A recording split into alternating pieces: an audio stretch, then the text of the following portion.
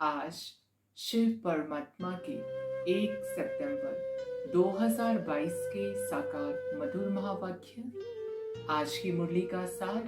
बाबा बोले, मीठे बच्चे, अभी तुम ब्राह्मणों को देवताओं से भी जास्ती रॉयल्टी से चलना है, क्योंकि तुम अभी निराकारी और साकारी ऊंच कुल के हो। प्रश्न: जिन बच्चों का मुखड़ा चेहरा फूल की तरह खिला हुआ रहेगा, किन बच्चों का मुखड़ा चेहरा फूल की तरह खिला हुआ रहेगा? उत्तर: जिन्हें गुप्त खुशी होगी कि बाप से हम बेहद का वर्षा लेकर विश्व का मालिक बनते हैं।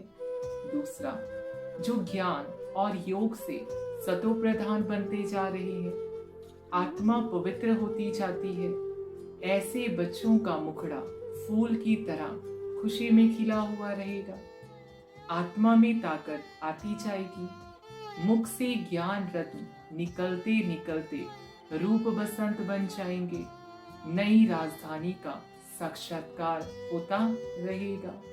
आज की मुरली का गीत, मरना तेरी गली में, जीना तेरी गली में। ओम शांति। मीठे मीठे बच्चों ने अच्छी तरह समझ लिया है कि हमको बाबा के गले का हार बनना है। यह किसने कहा? आत्मा ने कहा कि अभी आपके ही गले का हार बनना है, देह अभिमान छोड़ना है। अभी हम रुद्र माला में पिरोएंगे, वापिस जाना है, इसलिए जीते जी देह अभिमान छोड़ना है। आत्मा परमात्मा की संतान है, उनसे ही अब हम वर्षा ले रहे हैं। बच्चों को यह नशा रहना चाहिए तो बुद्धि शिव बाबा पास चली जाएगी।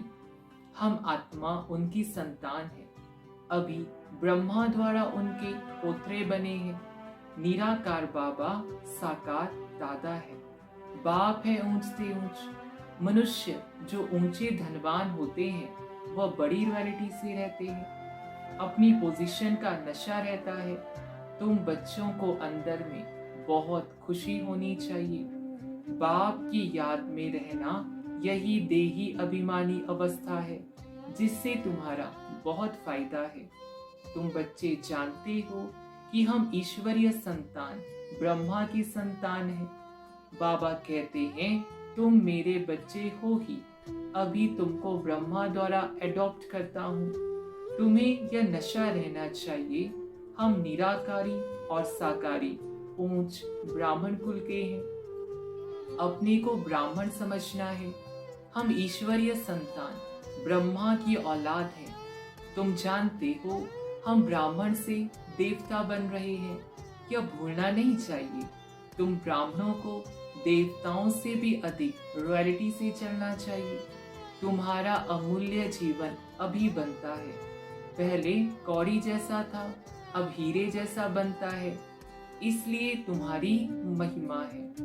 मंदिर भी तुम्हारे यादगार बने हुए हैं। सोमनाथ जिसने देवताओं को ऐसा बनाया, उनका भी यादगार है, तुम्हारा भी यादगार है। सोमनाथ ने अविनाशी ज्ञान रत्न दिए हैं, तो उनका मंदिर कितना अच्छा बना हुआ है। तुम जब गीत सुनते हो तो जानते हो अभी हम शिव बाबा के गले का हार बने हैं। बाबा हमको पढ़ाते हैं, हमको पढ़ाने वाला कौन है वो भी खुशी होनी चाहिए। पहले अल्फ बे पढ़ते हैं, तो पट अर्थात जमीन पर बैठ पढ़ते हैं, फिर बेंच पर बैठ पढ़ते, फिर कुर्सी पर। प्रिंस प्रिंसेस तो कॉलेज में कोच पर बैठते हैं। उन्हों को पढ़ाने वाला कोई प्रिंस प्रिंसेस नहीं होता है, वह फिर भी कोई टीचर होता है, परंतु मर्तबा तो प्रिंस प्रिंसेस का ऊंचा होता है ना। तुम तो सतयुगी प्रिंस प्रिंसेस से भी ऊंच हो ना, वह फिर भी देवताओं की संतान है। तुम हो ईश्वरीय संतान, जिससे वर्षा लेना है, उनको याद भी करना है। उठते बैठते व्यवहार में रहते उनको भूलना नहीं चाहिए। याद से ही हेल्दी वेल्दी बनते हैं। बाप बच्चों को वेल कर वानप्रस्थ में जाते हैं, तो फिर कुछ भी नहीं रहा, सब कुछ दे दिया। जैसे तुम वेल करते हो कि बाबा यह सब आपका है। बाबा फिर कहते हैं, अच्छा ट्रस्टी हो संभालो। तुम हमको ट्रस्टी बनाते हो, फिर हम तुमको ट्रस्टी बनाते हैं, तो श्रीमत पर चलना, कोई उल्टा सुल्टा धंधा नहीं करना। मेरे से पूछते रहना। कोई तो यह भी नहीं जानते कि बच्चों को भोजन कैसे खाना चाहिए। ब्रह्मा भोजन की बड़ी महिमा है। देवताएं भी ब्रह्मा भोजन की आश रखते हैं, तब तो तुम ब्रह्मा भोजन ले जाते हो। इस ब्रह्मा भोजन में बहुत ताकत है। आगे चल भोजन योगी लोग बनाएंगे, अभी तो पुरुषार्थी हैं। जितना हो सकता है शिव बाबा की याद में रहने की कोशिश करते हैं। बच्चे तो है ना, खाने वाले बच्चे पक्के होते जाएंगे तो बनाने वाले भी पक्के निकलते रहेंगे। ब्रह्मा भोजन कह देते हैं, शिव भोजन नहीं कहते हैं, शिव का भंडारा कहते हैं। जो भी भेज देते हैं वह शिव बाबा के भंडारे में पवित्र हो जाता है। शिव बाबा का भंडारा है। बाबा ने बतलाया है, श्रीनाथ द्वारे पर घी के कुएं हैं, वहाँ पक्की रसोई बनती है, और जगन्नाथ द्वारे पर कच्ची रसोई बनती है। फर्क है ना, वह है श्याम, वह है सुंदर।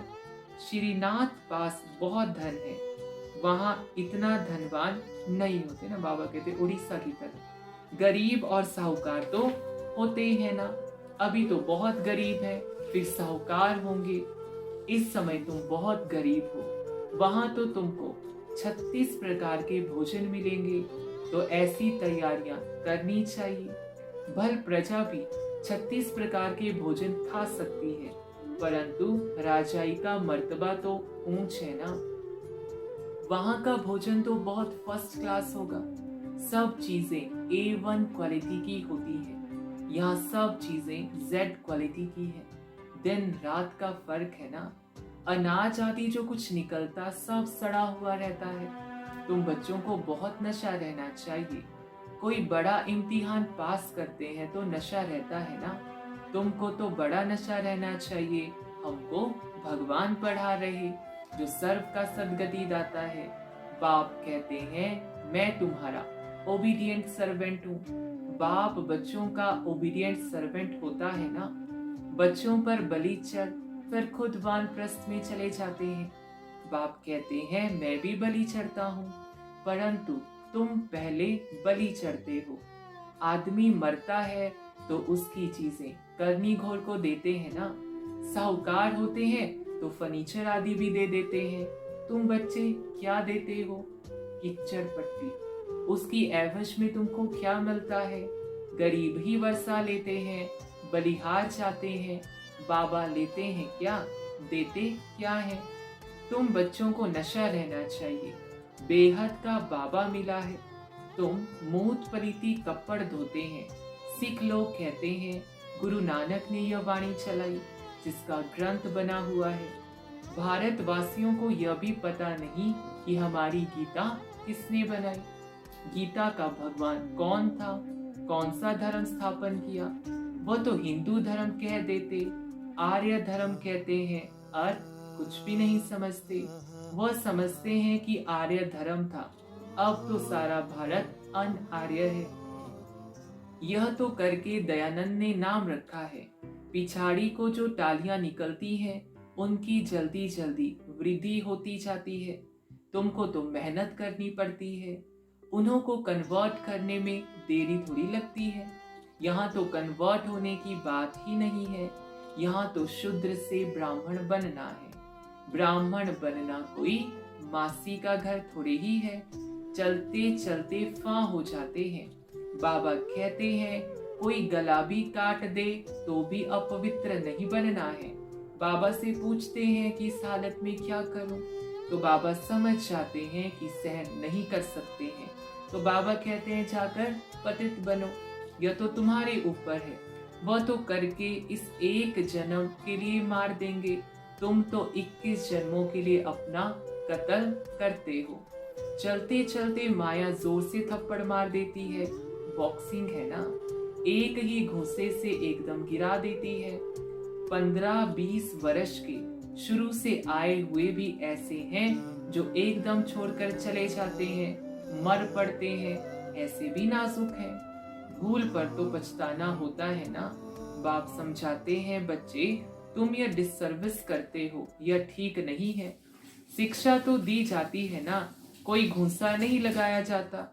जैसे कहते हैं ना, घर में बच्चे बहुत तंग करते हैं तो चमाट लगानी पड़ती है। बाबा कहते हैं, अच्छा उनके कल्याण के लिए करके थोड़ा कान पकड़ लो। जितना हो सके बड़े प्यार से समझाओ। कृष्ण के लिए भी कहते हैं कि उनको रस्सी से बांध देते थे, परंतु ऐसी चंचलता वहां होती नहीं है। इस समय के ही बच्चे नाक में दम कर देते हैं। तो बाप समझाते हैं कि बच्चे मंजिल बहुत ऊंची है, हर बात में पूछो, बाप युक्तियां बतलाते रहेंगे। हर एक की बीमारी अलग अलग होती है, कदम कदम पर सावधानी लेनी है, नहीं तो धोखा खा लेंगे। बहुत बहुत मीठा बनना है। शिव बाबा कितना मीठा, कितना प्यारा है। बच्चों को भी ऐसा बनना चाहिए। बाप तो चाहेंगे ना बच्चे हमसे भी ऊंच बने, नाम निकालें, फर्स्ट क्लास बनो, जो हमसे भी तुम्हारा ऊंच पद हो। बरोबर ऊंच पद देते हैं ना। किसको ख्याल में भी नहीं होगा कि यह विश्व के मालिक कैसे बने। तो तुम्हारी चलन बड़ी रॉयल होनी चाहिए। चलना, फिरना, बोलना, खाना बड़ा रॉयल्टी से होना चाहिए। अंदर में बड़ी खुशी होनी चाहिए। हम ईश्वरीय संतान हैं। लक्ष्मी नारायण के चित्र तो प्रत्यक्ष है, तुम तो गुप्त हो ना। तुम ब्राह्मणों को ब्राह्मण ही जाने और न जाने कोई। तुम जानते हो हम गुप्त वेश में बाबा से वर्षा लेकर विश्व के मालिक बनते हैं। बहुत ऊंच पद है, इसमें अंदर में बड़ी खुशी रहनी चाहिए। मुखड़ा फूल की तरह खिला रहना चाहिए, ऐसा पुरुषार्थ करना है। अभी कोई ऐसा बना नहीं है, पुरुषार्थ करना है। आगे चल तुम्हारा बहुत मान होने वाला है। सन्यासियों और राजाओं को भी पिछाड़ी में ज्ञान देना है, जब तुम्हारे में पूरी ताकत आ जाती है। ज्ञान और योग बल से तुम्हें सतो प्रधान बनना है। मुख से सदैव रतन ही निकलते रहे तो तुम रूप बसंत बन जाएंगे, आत्मा पवित्र बनती जाएगी। तुम जितना नजदीक आते जाएंगे तो अंदर में बहुत खुशी होगी। अपनी राजधानी का साक्षात्कार भी होता रहेगा। तुमको अपना पुरुषार्थ बहुत गुप्त रीति से करना चाहिए, रास्ता बताना चाहिए। तुम सब द्रौपदियां हो। बाबा कहते हैं यह अत्याचार सहन करने पड़ेंगे बाबा के निमित्त। सतयुग में कितनी पवित्रता है। 100% वाइसलेस वर्ल्ड कहा जाता है, अभी है 100% विशस वर्ल्ड। तुम्हारी बुद्धि में है अभी हम शिव बाबा के गले का हार बनने के लिए रूहानी योग की दौड़ी पहन रहे हैं। फिर हम विष्णु के गले का हार बनेंगे। तुम्हारा पहला नस्ल है ब्राह्मणों का, फिर तुम देवता क्षत्रिय बनते हो। उतरती कला में तुमको सारा कल्प लगता है और चढ़ती कला में 1 सेकंड लगता है। अभी तुम्हारी चढ़ती कला है, सिर्फ बाबा को याद करना है। यह अंतिम जन्म है। गिरने में तुमको 84 जन्म लगते हैं। इस जन्म में तुम चढ़ते जाते हो। बाबा सेकंड में जीवन मुक्ति देते हैं, वह खुशी रहनी चाहिए। कॉन्ट्रास्ट किया जाता है, उस नॉलेज से हम क्या बनेंगे, इससे हम क्या बनेंगे, यह भी पढ़ना है, वह भी पढ़ना है।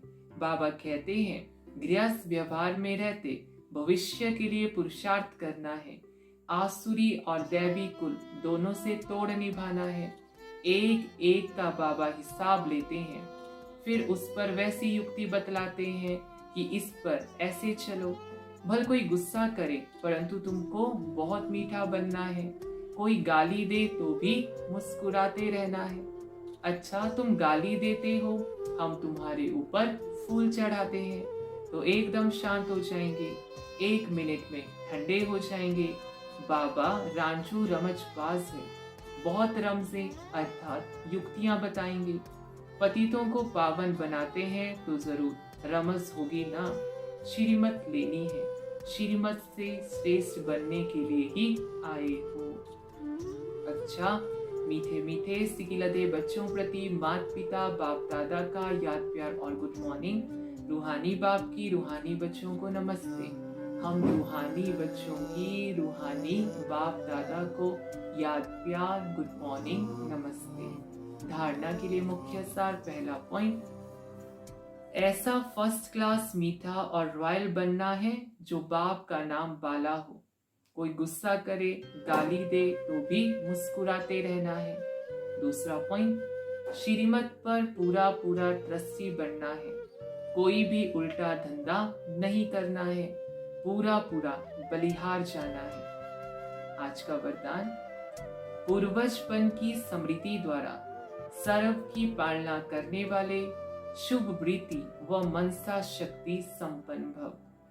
पूर्वजपन की स्मृति द्वारा सर्व की पालना करने वाले शुभ वृत्ति व मनसा शक्ति संपन्न भव। विस्तार है, किसी भी धर्म की आत्माओं को मिलते व देखते हो तो यह स्मृति रहे कि यह सब आत्माएं हमारे ग्रेट ग्रेट फादर की वंशावली है। हम ब्राह्मण आत्माएं पूर्वज हैं। पूर्वज सभी की पालना करते हैं। आपकी अलौकिक पालना का स्वरूप है बाप द्वारा प्राप्त हुई सर्व शक्तियां अन्य आत्माओं में भरना। जिस आत्मा को जिस शक्ति की आवश्यकता है उसकी उस शक्ति द्वारा पालना करना। इसके लिए अपनी वृत्ति बहुत शुद्ध और मनसा शक्ति संपन्न होनी चाहिए।